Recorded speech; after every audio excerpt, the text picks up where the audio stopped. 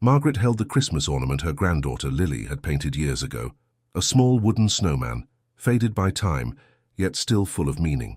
The snowman wore a poorly painted red hat and a crooked smile that, to her, symbolized the perfect imperfection of family. Christmas had always been her favorite time of the year, the decorations, the feasts, and most of all, having everyone gathered under the same roof. What could embody the Christmas spirit more than the warmth of memories and the love of family? That evening, Margaret was excited. Despite her age and the fatigue that sometimes left her breathless, she had baked cookies for her children and grandchildren. The table was set, an embroidered tablecloth, plates reserved for special occasions, and a wreath she had crafted herself from branches in her garden.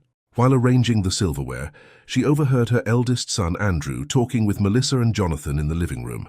They were whispering, their voices too low for her to catch what they were saying. When they finally joined her in the kitchen, there was something off about their demeanor. Andrew, usually assertive and confident, seemed nervous. Melissa was fiddling with her phone, avoiding eye contact. Jonathan, the youngest, looked uncomfortable, staring at the door as if planning his escape.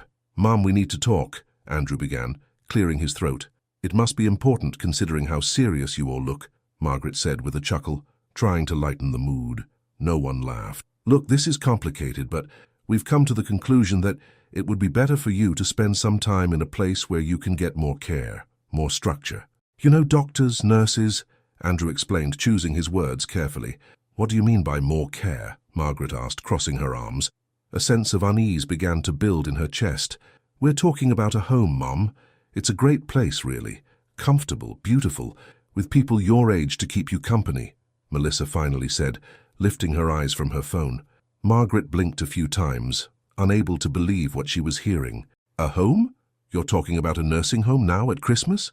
"Mom, you have to understand," Jonathan stammered, stepping in.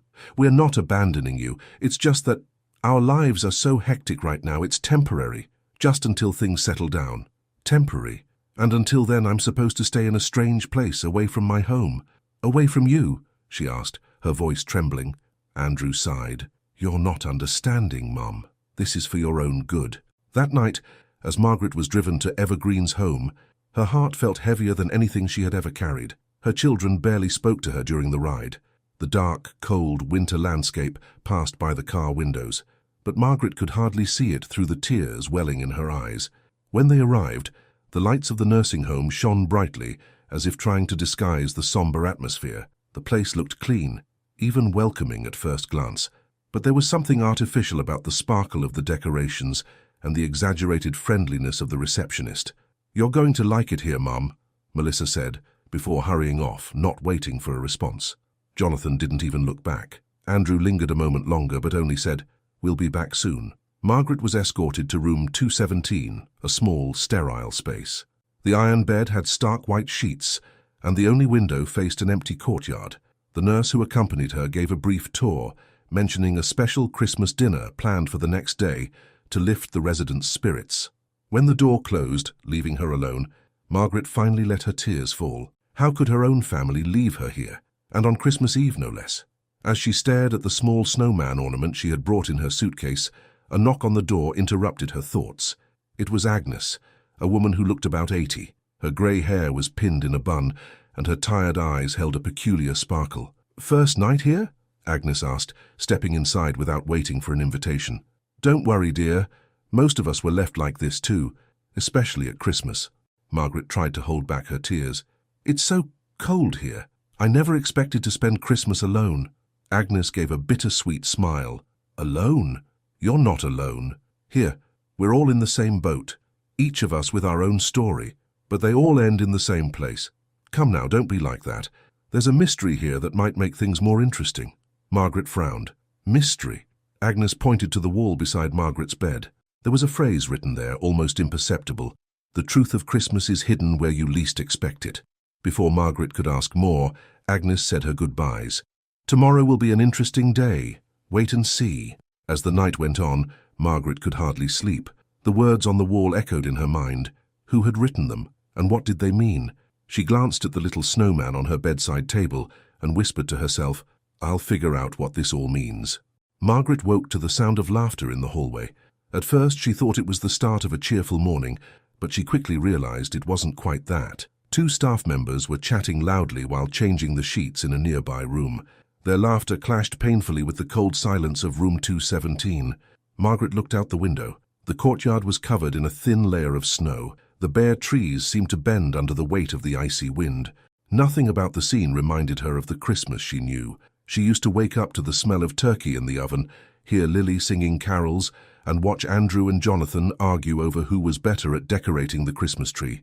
All of that now felt so far away, as if it belonged to another life. At the communal breakfast, Margaret sat at a table in the back, away from the others' conversations. Many seemed resigned, laughing without joy or chatting about trivial matters. Only Agnes, seated beside a thin, serious-looking man, seemed to carry a different energy. "You should join us," Agnes said, waving at Margaret. "There's no point in being alone here." Margaret hesitated, but eventually walked over. Agnes introduced the man beside her as Harold, a former literature professor who had a habit of reciting poetry. He barely smiled at Margaret, but seemed to study her closely. "So, you're new here," Harold finally said, breaking the silence. "This place can be worse than it seems, but it can also be better. It depends on what you're looking for." Margaret raised an eyebrow. "And what is there to look for here? It seems like everyone is just waiting." Harold smirked. "Some wait. Others find reasons to keep going. And sometimes there are surprises."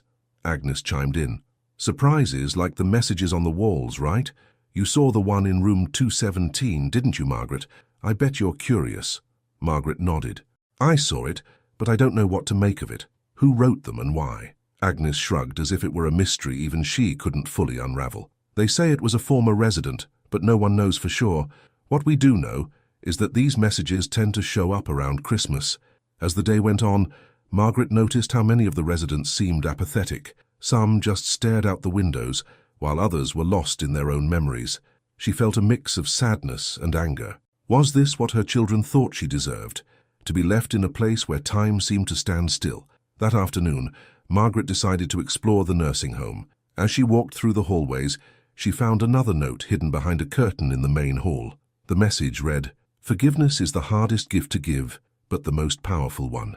Those words stirred something deep inside her. What did they mean?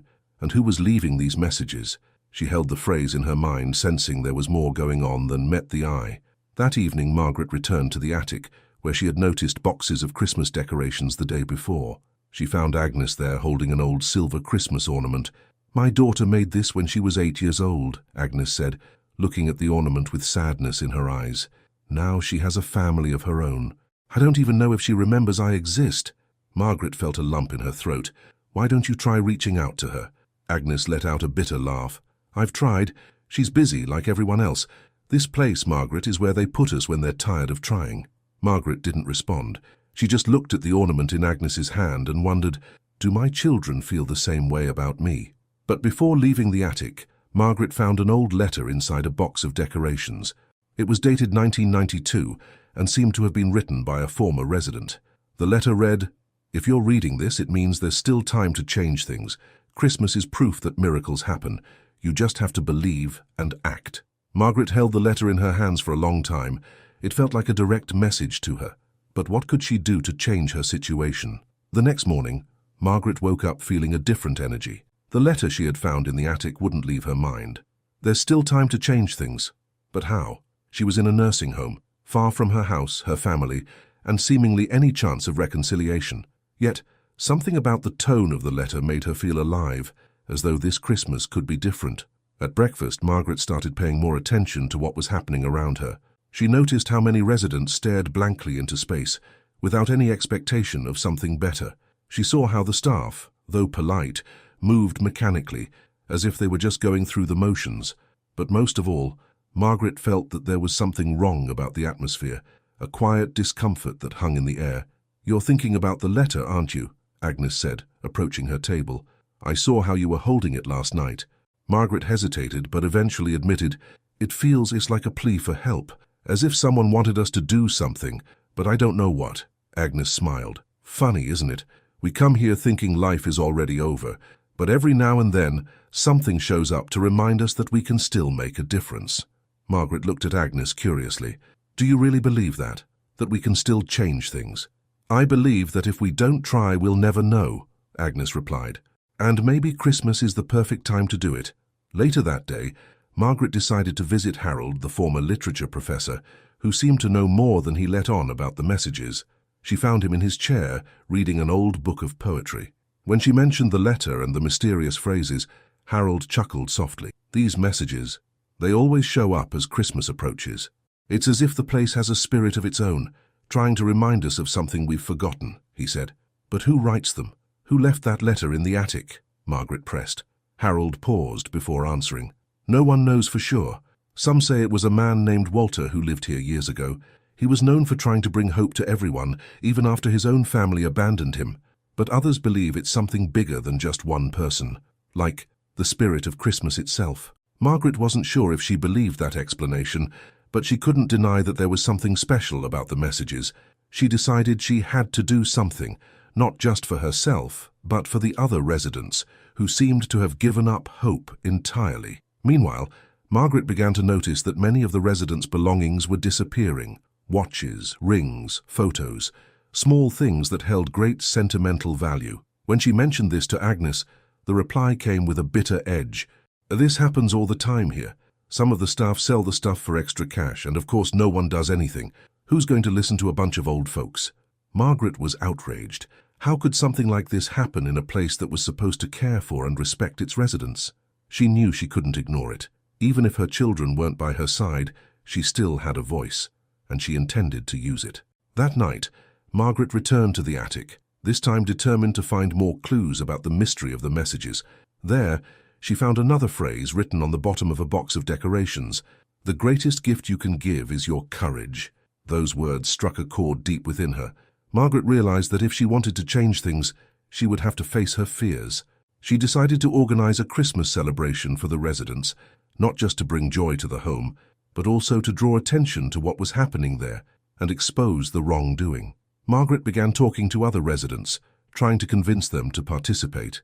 Many were hesitant at first, but her energy was contagious. Agnes was the first to support the idea, and Harold volunteered to recite a special poem during the event. Slowly others started to get involved, bringing decorations, sharing ideas, and even recounting Christmas memories from their pasts. Of course, things wouldn't be that simple. The nursing home staff began noticing the activity and didn't like what they saw. One staff member, a woman named Denise, confronted Margaret directly. "What do you think you're doing? We don't have the resources for this kind of thing. And frankly, you should all be grateful we even have time to take care of you," Denise said coldly. Margaret met Denise's gaze with determination. "We're just trying to bring some joy to this place. Shouldn't that be something you'd want too?" Denise huffed and walked away, but Margaret knew the confrontation wasn't over. Still, she was determined to press on. As she prepared the final details for the celebration, Margaret received an unexpected visitor. It was Lily, the young volunteer who had shown up a few days earlier. Although Margaret initially thought she was her granddaughter, she quickly realized it was just a coincidence in the name. "I heard about what you're trying to do," Lily said, "and I want to help. I've also heard some things about this place, things that shouldn't be happening." Margaret told Lily about the missing belongings and the mysterious messages. Lily promised to investigate and see what she could uncover. The next day, as everyone prepared for the party, Lily returned with shocking news. She had discovered that Denise and another staff member were stealing the residents' belongings and selling them online. Margaret knew this had to be exposed, but what happened next would change everything. On Christmas Eve, Evergreen's home looked completely different. The once gloomy and almost empty main hall now sparkled with lights from the decorations they had found in the attic. Handmade wreaths adorned the walls, and a makeshift Christmas tree assembled by Harold and Agnes stood proudly in the center of the room.